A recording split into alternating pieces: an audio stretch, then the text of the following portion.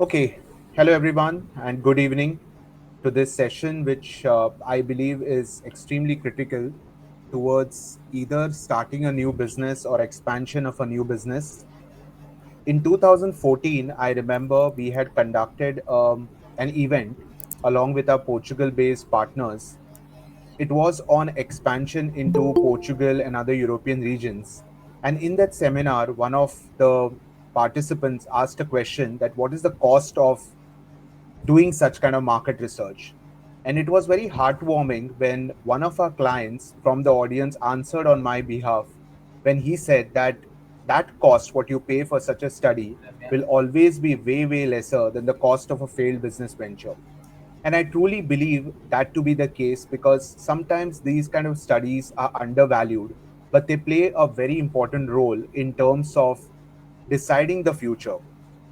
We need to understand that a study like this is important not only from a perspective of the investment which you're going to be making in a new expansion or a new project, but it is also very important because a lot of energies, a lot of time and effort goes into a new venture. So unless and until you are very, very sure that the venture is a feasible one or you have satisfied yourself with the study, it's ideal not to get into something like this. So in today's session, we'll touch upon certain amount of points in terms of what are those things which you yourself can do if you're undertaking a study like this. The way we will time this particular session is that for the first 30 minutes, I will take you through on some of the key pointers when you're doing a study like this. The next 15 minutes, I'll take you through some of our case studies which we have dealt with in terms of live clients and how we have added value. And the last 15 minutes, we'll keep it open for any questions that you may have either in terms of market research or very specifically to your business. So, without much ado, I think let's get started with this session. So, the first important terms, and of course, you will find or you'll come across very interesting terms in this particular seminar. The most important term which we talk about is what we call as TAM. So, TAM is the total available market, and then a subset of that or a smaller amount of that is what we call as SAM, which is serviceable available market. So, for example, if we take electric scooters and you're trying to determine what's your TAM and your SAM, TAM refers to all the players, all the product segments, including all the price points, substitutes, niches, and all channels in the industry. So, the complete segment of people which can go for purchase of scooters will form your TAM. This will not only be scooters, but probably any other mode of transport which is comparable to scooters. So you may decide that the total number of people in a particular country are X number. And in that, you would say that currently a certain number of people within that are already owning certain scooters, or they are in a certain segment of society where they can afford to buy a scooter. So all those people, irrespective of what price range the scooter they've been buying, will become your TAM. So if you say there are 100 million potential customers worldwide who might be interested in buying an electric scooter, 100 million, that is 10 crores, becomes your total TAM. However, what happens is this TAM may not result in a market for you. So, what is very important is what is your SAM within the market. So, when we look at SAM, we look at different criteria. So, for example, in this particular case, it's an electric scooter. So, an electric scooter usually comes at a cost price which is much higher than an ordinary scooter. So, obviously, from your TAM, a certain number of people may not be able to afford a electric scooter. Then again, there is an issue with the mindset. Then again, there's an issue with the distance you can travel in an electric scooter. So, in all these scenarios, what will happen is your total number of customers will get divided by the number which can actually buy electric scooters at that time. So, for example, in this particular case, to make it very simple, what we have said that amongst the total TAM, the total number of potential customers who will buy your electric scooters is about 10%. So from the 100 million multiplied by 10%, 10 million is your market. This market will be the one in which you'll actually be competing with other players or pre-existing players to sell your product. So one we needs to very clearly remember that TAM, when we talk about, that's your last graph, is your wish market. It's sort of the market which you can envisage maybe 10 years, 15 years from now. Whereas SAM is the market which you're immediately operating in. One immediate way of deciding whether I want to get into this business or not is by deciding whether my SAM is attractive for me. Now, this term of attraction is very dependent on person to person. So I may decide that a 10 million SAM is a big enough market for me to get into. You may decide that no, 10 million is a very small market. I don't want to get into it. Whereas the other option or the other way of looking at it is okay, today my SAM is only 10 million, but eventually it's a 100 million market. So I will go for the long term and I would like to get into the market. So TAM and SAM are the starting points of any activity when it comes to a market research. Now, there are two approaches to find out your TAM and SAM. We call it the bottom-up approach or the top-down approach. Bottom-up approach, which is also called as the supply-side approach, what it does is it takes into consideration all the existing players in your target product segment. So please remember, usually we do this either for TAM or SAM, but of course, we would like to focus on SAM for now. So within the SAM, we take into consideration, if I take the electric scooters example, all the players who are currently there in the electric scooters. Now there could be two kinds of segment. If you see, there's a segment 1 and segment 2. Segment 1 we can consider as the one which is the premium segment, the most of the brands that you hear across the world, the Aethers and so on and so forth. Whereas segment 2 can be slightly the market which is more of startups where the brands are not very popular. So what we do is we look at the player 1, player 2, assuming that there are only two players in segment 1, and again in player 1, player 2 in segment 2. Now, based on what kind of data is available of these particular players, so for example, the total revenue which the player 1, player 2 does, similarly for the segment 2, we add up these totals to come up with a market size. Obviously, you may not be able to get all those answers clearly.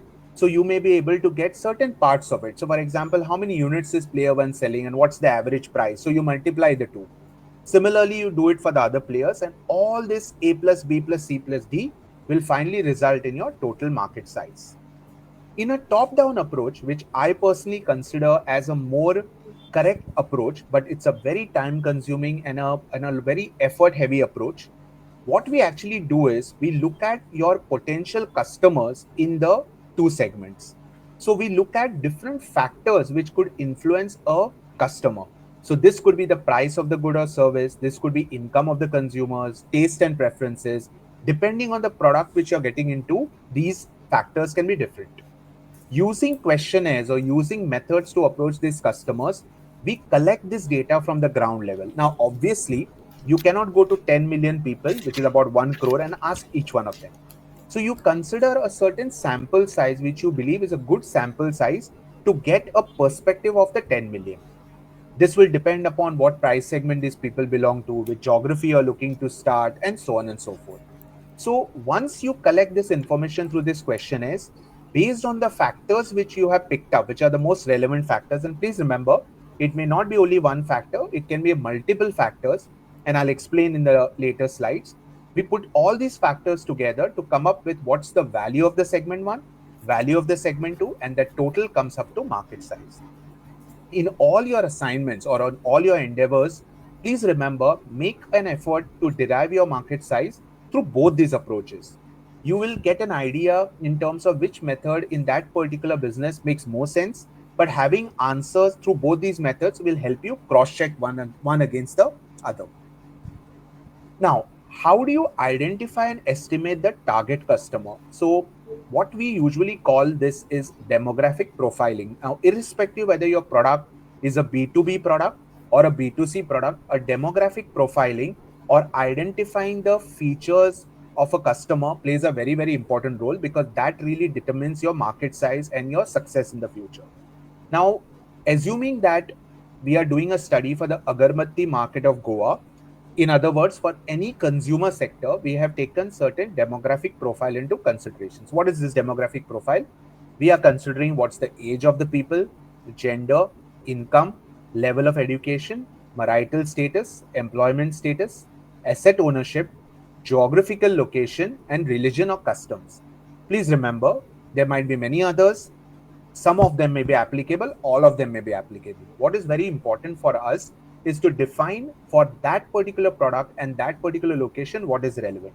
So, for example, if you're doing a market research for walking sticks in a particular geography, it's obvious that you'll have to do the age profiling for a certain category of age and above. Of course, you can also consider some medical patients and stuff like that, but that's a very smaller segment which you may want to consider. But you have to take your consideration of all these factors based on a product. Now, when we looked at the agarbatti market of Goa, we identified certain profile of customers. So Hindu population obviously is the largest consumer. We identified tourists. Why tourists? Is because most of these tourists in Goa go to visit temples and they use agarbattis which are available usually at the doorstep of the temple. We also took into consideration industrial shops and offices which may be having their small puja or a mandir over there to worship the god. And there was also Muslim population which actually bought agarbattis. So we considered these four segments, and our job was to identify the TAM and the SAM.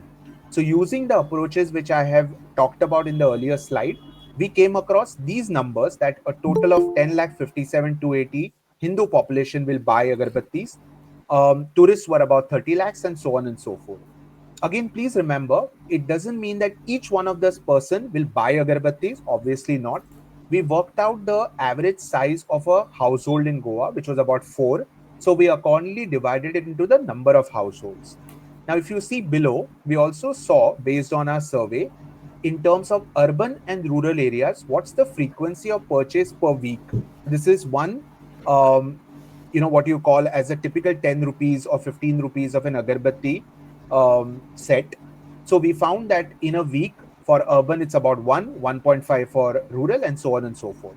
So using the numbers above, dividing by the population, by dividing by the average household, multiplied by the frequency of purchase, and taking into an average price, we could come up with the exact market size of agarbatti market in Goa. This was the way we adopted it for the bottom up approach. When you looked at it from a top down approach, we looked at it at an angle of who are the key players. We realized that Cycle Agarbatti still holds the biggest market share. Through our surveys of the retailers and various other points of sale, we realized that Cycle Agarbatti holds about 70% of the market. So when we were able to determine what Cycle Agarbatti's more or less revenues were in Goa, we were able to extrapolate it to the total of 100% and find out what's the market size of agarbattis through the other approach. So this is the way we adopted it for identifying your target customer. Industry dynamics. Now, it's very important to note two concepts in a research, which is called as secondary research and primary research. It's always understood that primary research is something where you can have more trust in because you are doing it yourself. Primary research basically means that you do tasks like you interview industry leaders for expert insights, you actually develop questionnaires and you survey the market for preferences and qualitative and quantitative data, and you also organize focus groups for qualitative feedback and opinions. Now, no doubt, because you are doing it yourself, you will be able to have more comfort on this study. Having said that, let's understand it's very difficult in the short span of time to do a very comprehensive primary research. Because of that, it's very, very important that you also rely on secondary research or use secondary research as a validation for the primary research. Now, in secondary research, we can actually assess the broader market. So when assessing the size of the market under consideration, it's important to analysis of the whole industry. So for example, if I take the EV scooters or I take the agarbatti, it's important to understand, is the market growing for agarbattis or is the market shrinking for agarbattis? Similarly for EVs, is it a growing market or a shrinking market? Because at that point of time, the market may be big enough, but in future, if the market is shrinking, you'll come to know through some of the data available through the secondary research or what's available in the public domain. Now, what this analysis consists, the analysis consists historical and forecasted industry growth rates. I already told you why. It will also comprise the industry structure. When we say industry structure, the broad breakdown of the industry. For example, who is the dominant player in the industry? Is it the manufacturer? Is it the supplier? Is it the distributor? Is it the retailer? Or is it the final customer? So depending on the nature of the industry, these things play a very important role. What are the key trends in the industry? So for example, is it like there is some technology which is coming in that particular industry which you need to know? what are the drivers and hurdles for growth, and overall stakeholder analysis. So, who are again the key major players in that particular industry, so on and so forth. So, we have to use these dynamics to decide upon the overall feel of the industry. So, for example, if we take the gaming industry, now while we may do still some amount of primary research on this, what is very important is to understand overall the gaming industry of India. So we come to know that the growth rate in the future is about 27%, which is quite huge, quite phenomenal. What is the industry structure? It comprises of casual games, hyper casual, hardcore, mid-core, social, and real money. So you know which are the various segments. Key trends, you come to know that the most of the gaming revenue is earned through real money games, example Dream 11. In-app purchases are expected to be a major factor of growth for the future, very important when you're deciding a strategy. What are the growth drivers? Rising internet penetration, low cost smartphones, and popular influencers. India's position. India is going to be the world's top consumer of mobile games in 2022. Of course, this we done a little while back, so this data is of the past, but it's showing the same promising trends even today. Target customers, most of them are full-time employees and students, where they use a significant amount of time on these games. And consumption pattern, 18% of the Indian females gamers are females as per Google reports, which is also important for you to decide your marketing spend. Obviously, it means that 82% of the people are male, so you know where to really focus your marketing money on. Competition analysis. One of the key elements which I always very um, stress on or always push upon is competitor analysis. Usually, the tendency to believe is that if we are able to do these surveys, we should be getting our answers. As I mentioned in the past, if you're looking at a market size of around 1 crore or 10 million, how many people will you interview? It is very difficult for you to come up with any sample size which will give you the confidence. But otherwise, the whole life you'll be doing only the market research. So the way you go about when you want a comfort on the market is by doing a competition analysis. I usually give this example that if you want to understand the pulse of the students, rather than going to every student, go to the principal or go to the teachers, because they touch the lives of so many of the students. They will understand what is the pulse, what are the trends, what are the scenarios amongst the students. So competition analysis also plays a similar role, where if we do a very detailed deep dive analysis of who are the key competitors in the market, it allows us to get a fair understanding of what is happening in the market, what is the kind of TAM SAM which may happen, marketing spends, and what is turning successful, not successful, and so on and so forth. So there are two aspects of a competition analysis. We can call it quantitative factors and qualitative factors. In the quantitative factors, we have number of competitors, geographical spread of competitors, price point of products and services, and product pipeline. There are many other factors, like, for example, the financial performance if the data is available. In the qualitative factors, brand loyalty amongst consumers, customer service, unique selling points, innovation, and technologies. All these points are worth their value in gold, because based on all these feedbacks or answers that you'll be able to decide, is it a market I should get into, number one, and if yes, what are those elements I need to be strong with because I need to penetrate this market. So for example, if you realize that brand loyalty plays a very important role, it's a much tougher market to penetrate into. But if you realize that the way the market is, it can easily be switched from one supplier to another or one manufacturer to another, it's a much easier market to get into. So whichever factors play the more important influencing role is the one you can really focus on when you do your competitor analysis in thorough detailing. So an example, what we have looked at is a competitor analysis of a hotel industry. We would look at different criteria over here amongst the competition. Room occupancy, so you analyze the average occupancy rates amongst competitor hotels. Average room revenue, what is my per night on an average room revenue that I get. Average per cover, this is usually in case of the food and beverage, what is the revenue per person I'm making. What is the total room inventory, which is usually easy to get. And profitability analysis, of course you may not get this data directly, you may have to work your way through sometimes data available on the Ministry of Corporate Affairs, where at least private limited companies and LLPs have to upload the data, or you may have to do it through mystery shopping services or through your primary research. But based on that, you get different observations which allow you to decide your strategy in the future in terms of pricing, in terms of what kind of occupancy can you expect, and so on and so forth. If you're putting up a new hotel, for example, you even can come up with thoughts such as, or inputs such as, what should be the size of your room inventory, what should be the size of your room, what kind of amenities and benefits should you provide, what kind of cuisine should you be offering, how much space should be investing towards F&B, should you be keeping a conference room or not. A lot and lot of value can actually come or be derived through this competitor analysis. Now, how do we really go about data collection? I always advise that the best and the first and foremost thing which one should do before they're going into a research is industry raw data. This is irrespective of the fact whether you are well versed with the industry or not. This happens a lot when you're already in the industry. There is a sense of complacency which sets in. I won't call it arrogance, but there is a sort of confidence maybe that I know the industry very well. Agreed, but there are chances that there is some disruptions happening in the industry which you may have missed. So it's very important to have a feel of the industry raw data, which is based on different research reports. Of course, please go for credible ones. Nowadays, there's a lot of craze for Chat GPT. Please remember, and as claimed by the producers of these search engines, a lot of data which comes through ChatGPT is unverified. So it's very important to look at the source, or you can please go through the traditional methods or look at one of the big four reports. MARC ourselves produces a lot of reports on certain sectors. Please feel free to look through them because there's a lot of effort which goes behind putting these kind of reports. So have a look at the research reports, a bit of a primary research through, for example, experts who are there in your circles. Many times they are people within our network itself which we can leverage on.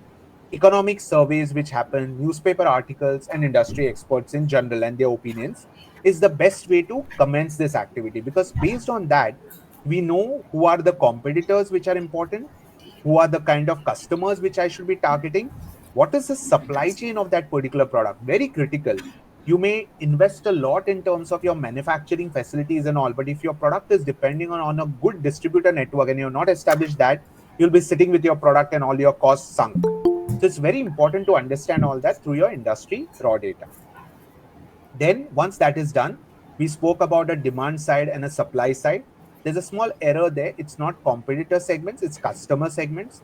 So you do a lot of on-ground visits, customer surveys, and social media analytics. Through this, you'll be able to get the pulse of the market. And as I showed in the previous couple of slides, the analytics in terms of quantitative and qualitative aspects of customers is what you derive. Similarly, competitor details. So you take the financial data matrix, different other parameters of competitors, which could be in the range of products, geography, market segment. Mystery shopping is a very interesting activity which you can do where you drop into the competitors, you pose questions to them as a potential customer or some stakeholder, and based on that, you'll be able to get a lot of inputs. Please remember, it may not be just one time effort. You may have to put in some efforts of going repeatedly to get the relevant data for you. And then the supply chain, which plays an important role. You need to understand the supply chain to understand the dynamics on who holds the key in the market. So interviewing industry experts from a supply chain perspective, financial data of these supply chain guys, because many times understanding how a distributor is doing in that industry plays a very important role. And on all these bases, you can come up with a determination of your market size. Depending on the credibility and the source of data collection, we can either opt for an ideal method of data collection or a combination of the same. So while you're doing the activity, you'll get a fair understanding of where is your confidence in terms of the data that you have procured. So based on that, you can either take an average or rely on one of the methods. Then there is certain data source and application. I will not go through this in detail, but based on whether you're doing a new market feasibility or a feasibility study in general, you may be able to get understanding of various micro locations to target, segmenting customers and identifying their needs, market need gaps and opportunities, understanding government regulations and capitalizing on the incentives, very important, understanding the competitive environment. These are the things you can usually cover when you do a new market feasibility. When you're doing a feasibility study of existing venture, you do a qualitative assessment of new business plan through on-ground data and industry experts, use industry benchmarks, primary research, competitive data to create a financial model.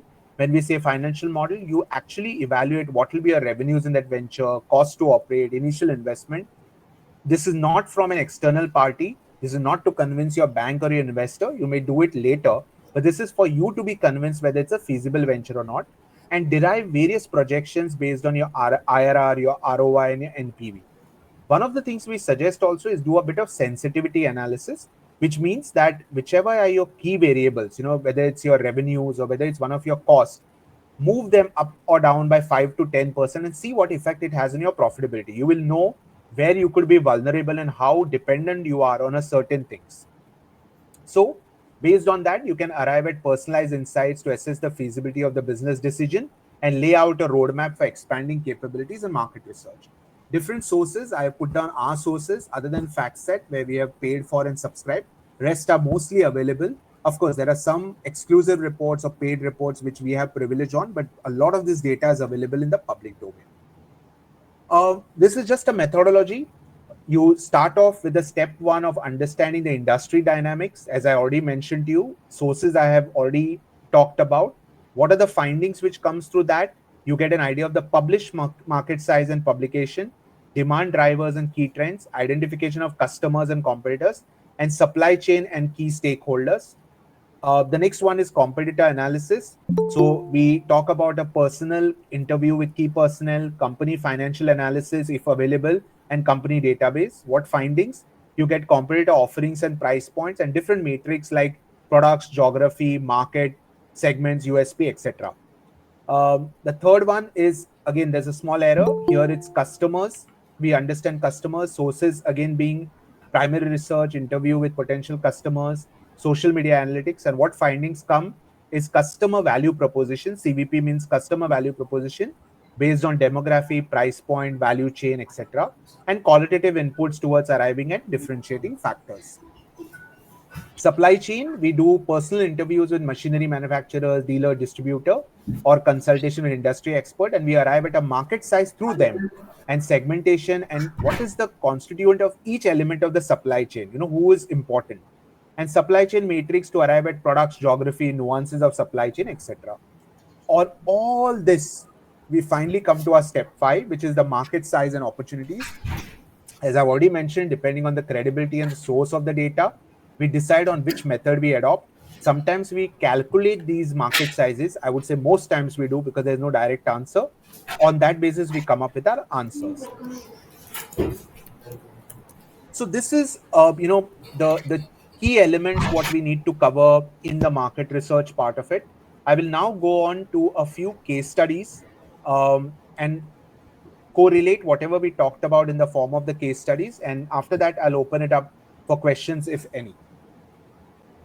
So this is one kind of a study which comes to us very frequently. This is very applicable for real estate players or players in the hospitality industry, where they have to decide about the ideal land utilization.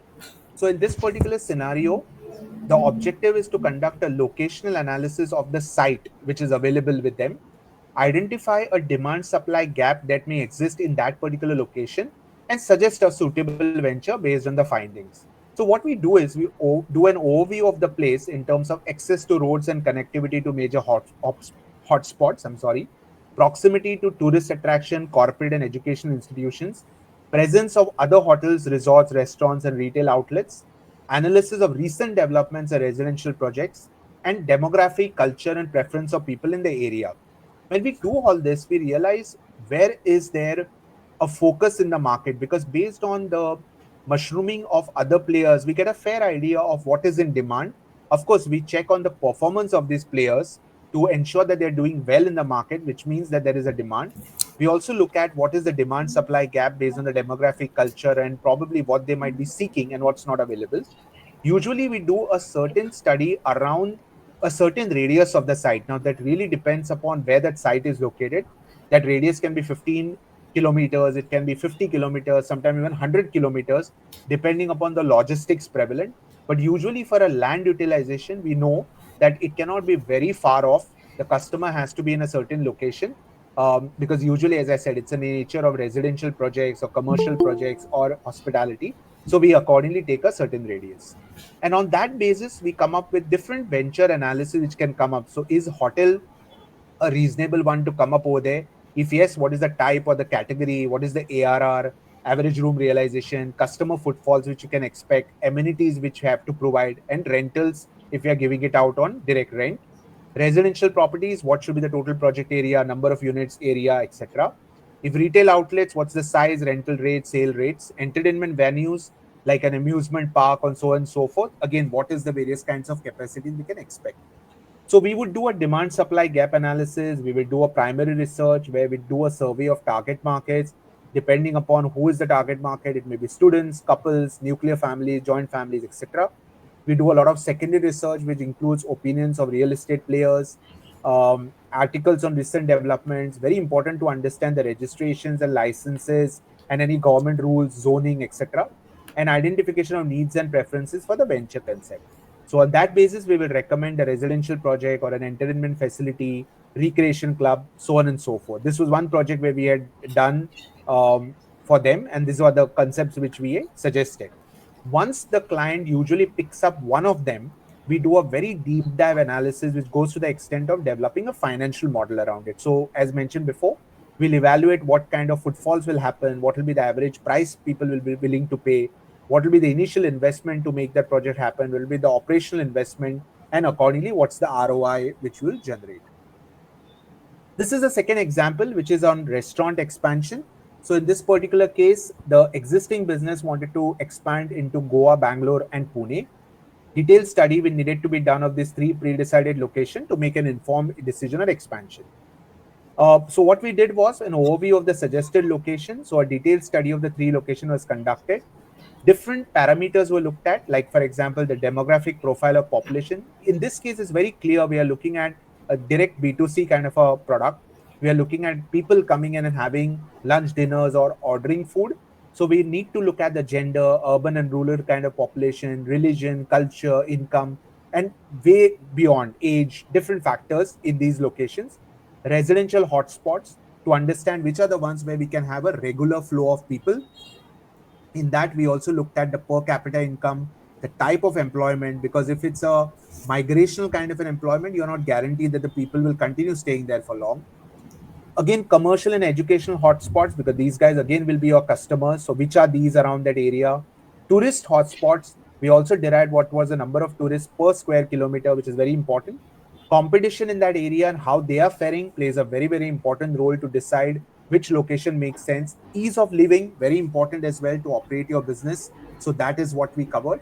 And on that basis, we came up with a recommendation where we selected a micro location within these three big places to decide upon what cuisine should be offered, what is my target market, what might be the average price of my dishes, marketing strategies, and other facilities to be offered. I'll go to the next one and then probably circle back if we have time. This is a very interesting project which we had done for the latest entrant in airline in India, which is Fly 91. They were courteous enough to give us an opportunity to do some work for them. So they were evaluating some virgin routes in this particular domain. It's under the Udan scheme that this flight is operating. So which means that they collect some of the untouched locations like a Goa Kolhapur, Goa Agati, and so on and so forth. So our challenge was we had to evaluate what might be the number of people who will travel on a daily basis to these non-travel location by flight. In addition to that, to understand what might be the charges they're willing to pay. So it was a very interesting assignment where we had to look at all methods of travel as on date, whether it's trains, buses, or carpooling.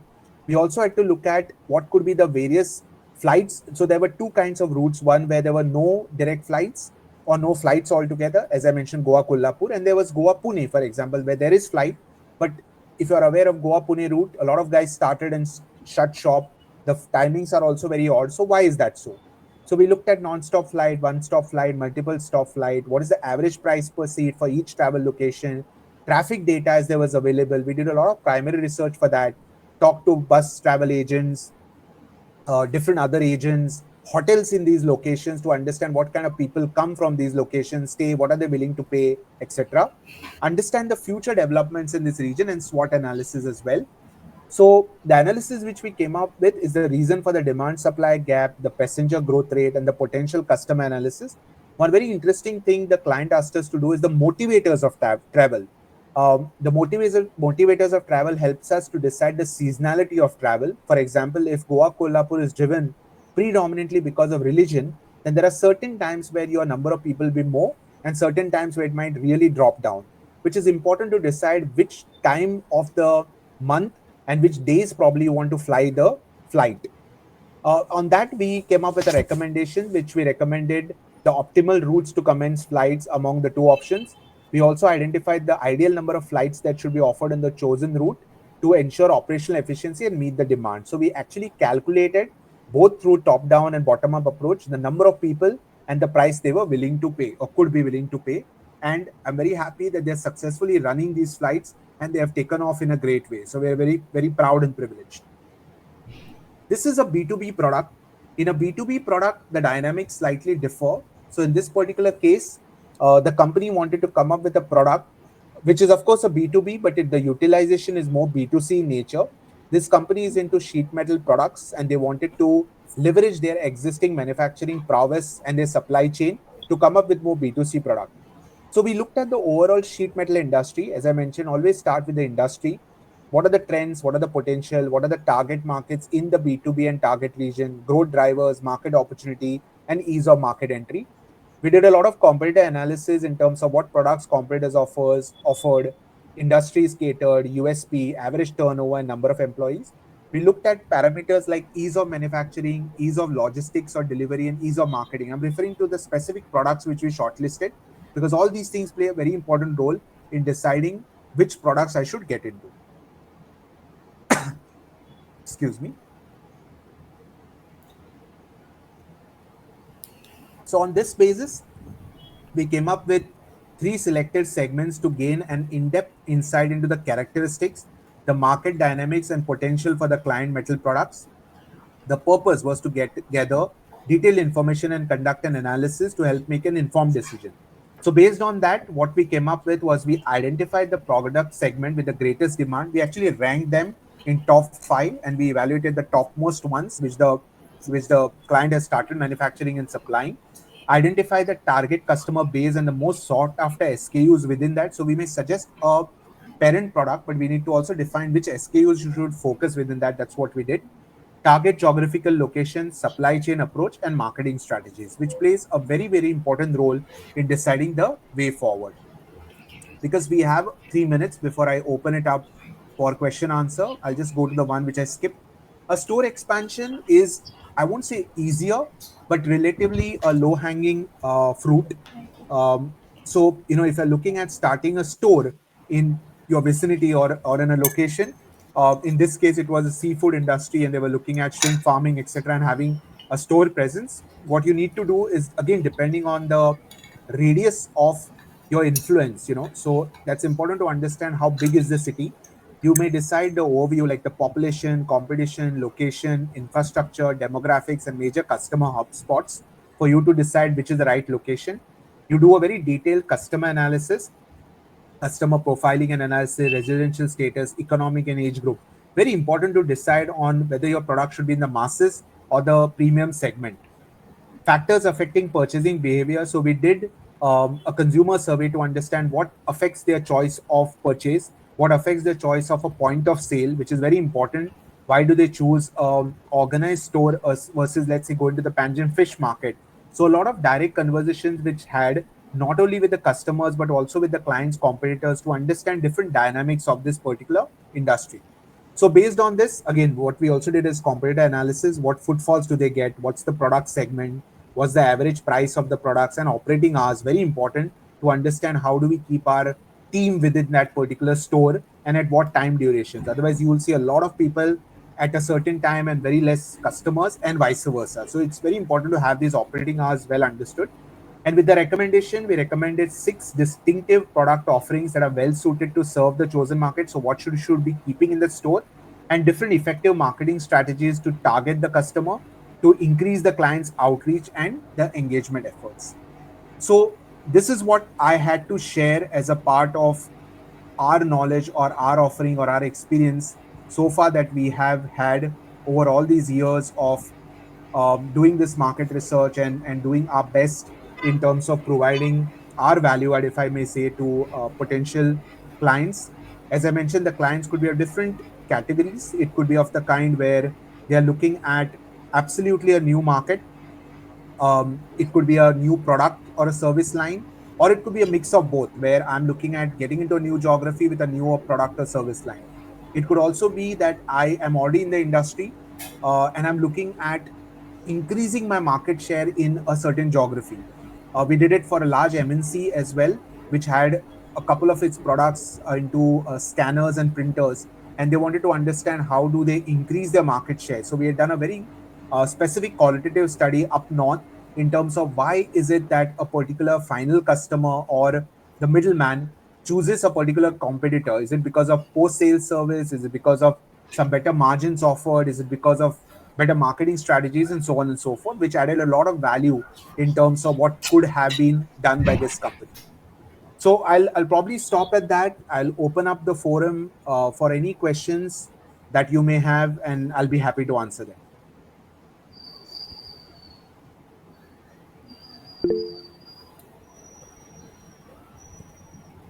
Yeah, please go ahead, Ravi.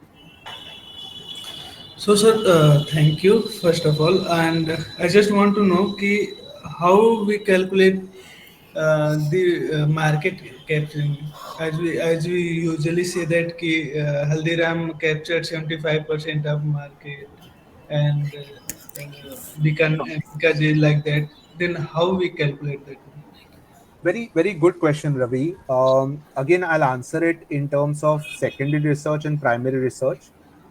If it's a very organized sector, like for example, Haldiram, taking that example, if you do a bit of online search or very credible sources, you automatically will come to know who are the major players in the industry and more or less what is the kind of market share they are having. So, for example, in Haldirams, I don't recollect now, we had done a project sometime back for a competitor. In certain segments, Haldiram is like having a monopoly. They are the largest players. But in certain segments, they are not having a monopoly. So it's between the savories market and the sweets market. And I don't recollect which one is which one. But one, secondary research gives you an idea of more or less who are the market leaders and what share they have. The second option, as I was mentioning when I did the agarbatti thing, when you're doing it for a very small market like Goa, that large statistics will not help you. But if you go to the sellers of these products, right? So we go to the retail stores, you go to the superstores, you go to any other point of sale, and you ask them these questions on what is the highest selling brand, you automatically on an average will know that okay, out of 10 people who I asked, 7 people said I sell cycle agarbattis products. So very simple extrapolation of their data, you will know that 70% market share is held by cycle agarbatti. So this is the other approach where when you do your ground level research, you will be able to come back with that answer. Okay, thank you, sir. Pleasure. Uh, One more question I want to ask. Please. Uh, as you say that you should go to a store and a retail shop and wholesale, but usually whenever we conduct primary market research, usually they don't interact us. Then how to tackle that one? That is. So, Ravi, very good question. And I always say to my team internally that it may seem that doing that part of the primary research, questioning, asking is an easy job. I have a lot of heart and a lot of respect towards the team which does that part of the job. And, I always tell them I have done all these things. Probably now I have grown to a scale where I don't have to do that. Maybe I do it with experts and talk to them, but that's a very difficult job. And I think what you have to do, Ravi, is be a little persistent. See, as I said, right, you may not be able to get your answers in one stroke. Obviously, they have their own priorities. They are busy at certain point of time. One input that I can give you, and this is philosophical in a way, that please understand that in today's world, there are no free lunches. If you go to someone and you ask them for data, just like that, unless that person is like next to God, nobody will help you out. But if you go to a particular person and you ask as if you are a potential customer to them, or you are a potential supplier to them, or in any way you can help out when you're asking this question, the chances of them giving the data is much more. So, for example, if we are wanting information on a particular segment, let's say, for example, we want more data on scanners. If I'm going to them saying that I am a potential supplier of scanner, I want to introduce scanners to you. Now tell me what is the data, the chances of them answering these questions, or I'm going to them as a potential customer and saying that I will be buying the scanners from you. The chances of them giving you this answer because they are hoping for a future sale to you is much more than you just walking in and saying, I want data. Thank you, sir. Definitely. I will try by this way. Sure. See, Thank you. sometimes also what we do, and I always say this, other than stealing, always beg and borrow because it's important for your business. Begging and borrowing. There is an ad which was there. I don't remember the product. It said, "Puchne mein kya jata hai." So please keep asking because you never know. You might find one out of those people who will give you so much of information that will make a lot of value to you. Um, Sometimes what we do is we also pose as college students. So there are some people who open up to college students more because they are not worrying in giving the data to college students because they believe it's a subject research. Luckily my team is also of a young generation, so all of them look like college students, so people are opening up to that. One warning here: never form your judgment based on what your friends or your enemies say. You can still listen to your enemies. They will give you a good input. If they say that your business is not going to happen, listen to them. But I see this a very bad tendency where, how did you decide to get into the business? I spoke to two of my best friends. They said, wow, fantastic idea, go for it. Never do that. This is a typical tendency for disaster. You should always form your opinion on the basis of a, a more scattered audience who do not know you, who do not like you. Because people who like you will obviously try to support you, right? Which is not good for you. So please keep that in mind. Sure, sure, sure. Thank you for your insight. Any other questions from anyone? We still have 10 minutes. I cannot see all of you. So if anyone has a question, please just feel free to ask directly.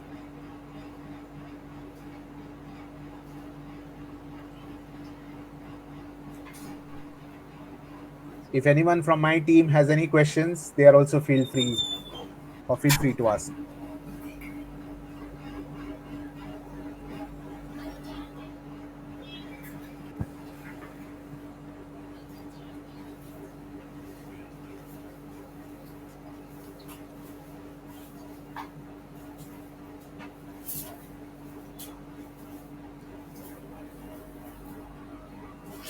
Okay, I'll pick up.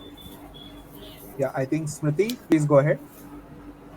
Yeah, my question is regarding when the research happens and when we collect a lot of data, which is from primary research, primarily I'm coming from, then there are a lot of things which are opinion based. And even if we have a big universe of statistics, like if we go for a bigger sample size and we have conversations with, let's say, 100 people at a time, and yet there are many times that we end up receiving information on a opinion basis. In those cases, when we do the research analysis part of it, then we end up forming some analytical answers which are purely opinion based. In that case, we try to find something on secondary research by doing some kind of Google or finding some statistics to ultimately come to an answer.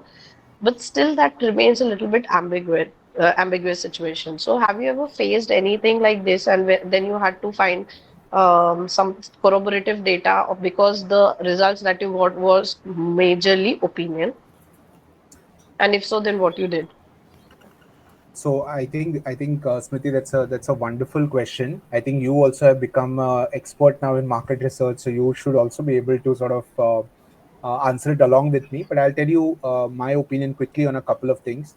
I think you, while speaking, you did make a mention about what my answer is. Secondary research always plays a role in terms of sort of supporting or validating or even at times absolutely countering what has come through public opinions. That is one point we need to keep in mind. The second part is you need to trust yourself or form an opinion about yourself in terms of what's the credibility of that source, who's giving that information.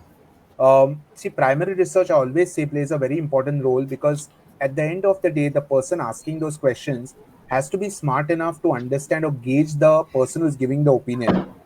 Did the person give the opinion in a leisure moment where they were really interested in giving you that answer, or was it just to push you off and close that topic? What is the kind of credibility of that person giving you the answer? Has the person been in the industry for a long time, and based on that, the opinion is getting formed?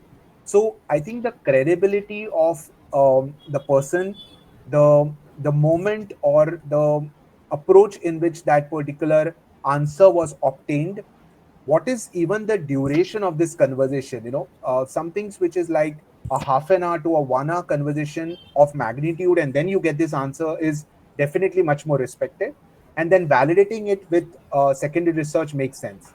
Having said that, I think I would obviously be very cautious if I'm forming my judgment based on only one opinion or two opinions. I would at least look at three opinions as a number.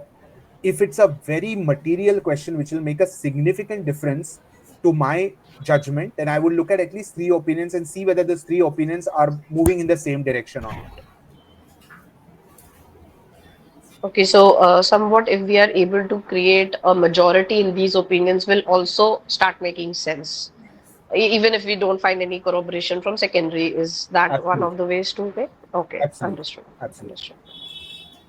See, it is finally the sample which you are ready to trust. So you have to be very sure that is your sample. That's why I said, one or two can be a bit dangerous. I think at least three opinions which is making the same sense, or at least moving in the same direction, is a good number to look at. Thank you. Thank you so much. Any last questions? We have a few minutes. Yes, Ravi, go ahead. One more question. I just want to ask: suppose I just entering in a new market and there is no build-up market, then how we conduct market research? Suppose I am just entering with my product. That one is millet-based laddu. Hmm. Then I just go for market research, but I didn't find a relevant data. Then how we should conduct that? No, I think, Ravi, again, that's a fantastic question. Though, let me tell you now, millet bed based products are not something very unique. I think there are a lot of players, both organized, not so organized, and even brands looking at coming into millet based because of the government focus on millet based products as well. That's number one. But to answer your question, if there is no direct competition or market existing for your product, the best thing what you can do is go for a very close complementary product of yourself. I may not be able to immediately tell you what can be for millets, but anything which is of a similar nature, health centric products, which is there in the market, is what you have to relate it to. The easiest example which I can give you is, many times this question comes up for any innovative product, which is, for example, the smart locks or something IoT based for residential complexes, for example. And let's say there is not nowadays, of course, there are many. Few years back, there were none. How do you decide what's your market size? So my answer used to be, finally you have to look at which industry or which segment your product is going to go and fit. So if it's a residential segment, what is very relevant to you, how many doors will be manufactured in the next 5 or 10 years? When I say doors, obviously I mean how many flats will come up. Because if your product is going to be locked onto that particular door, for you what is more important is how many doors will come into existence. So connecting your product to the end user industry, or connecting your product to a very close complementary, please remember, I'm not talking about a substitute, a close complementary consumer product such as yourself, will enable you to find your answers. Okay, got it.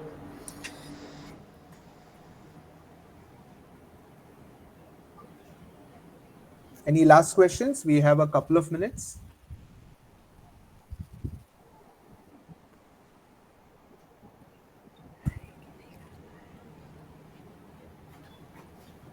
Okay, if we have none, thank you so much for participating in this particular session. We plan to make it an ongoing activity, which will be probably done every fortnightly.